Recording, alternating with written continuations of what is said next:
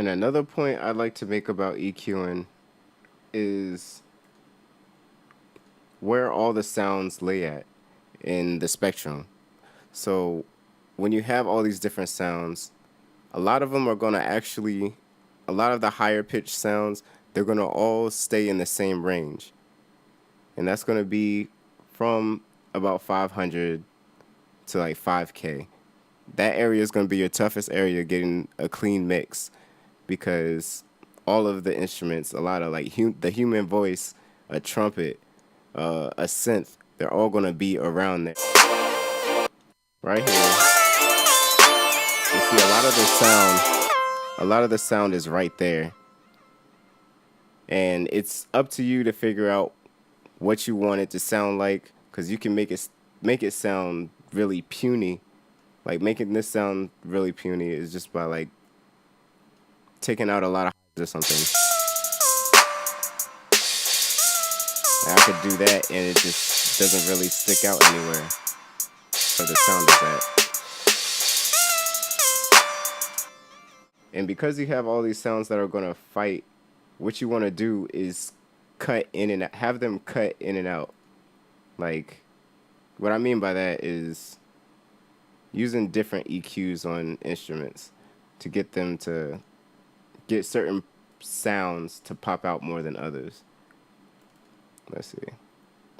They pretty much all have like the same basic style because you don't want any low end. So I'll cut out, depending on the sound, I'll cut it out at I'll cut out the low ends at a certain area. Like for this sound, I have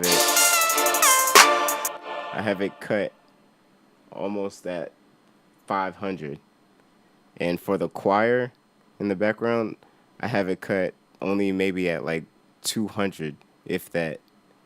And I still have some of that low end there from 200 to 500 because I want that to be present.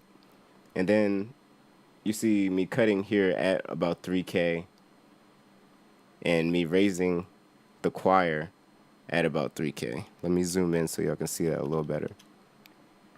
This is about 3K, 3300. Right here is actually 4100, so I have it starting to cut out like a little bit after, but it gives it more, the choir has more presence because it's risen right here. The synth has more presence because it's risen around 1K, 2K. That's where that sound really pops out. Not to mention compression and all that stuff that I might have added to it. Well, the point of me keep saying compression, I don't want you to overdo compression. It can be one of the most overused and the most underused plugins that any program has because people don't know how to use them. So you have to basically use your ears in order to get the sound that you want. Before I go, I'm going to show y'all some plugins. There's a lot of people that want to know some good plugins for sounds.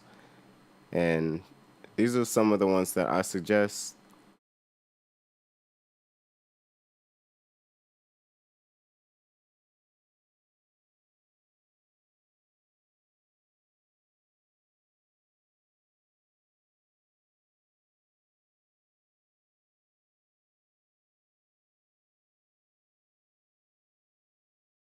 Okay, and that pretty much sums it up. Glad I could help y'all. Appreciate y'all watching and taking the time out to study. That's what everybody needs to do, especially the young producers. There's not going to be that many people, that many beat makers that everybody knows that are going to actually put out their quote-unquote secrets of making a beat or mixing a beat and stuff. Need help if you need anything, hit me up. My email, it's on my page. So hit me up if you have any questions or problems. Hit the messaging board if you have any comments or concerns, anything that you want to say, hate, whatever, I don't care. Check out the website, check out the beats, artists, rappers, singers, holla at me if you need some tracks. EuphoriaMusic.com. Deuces.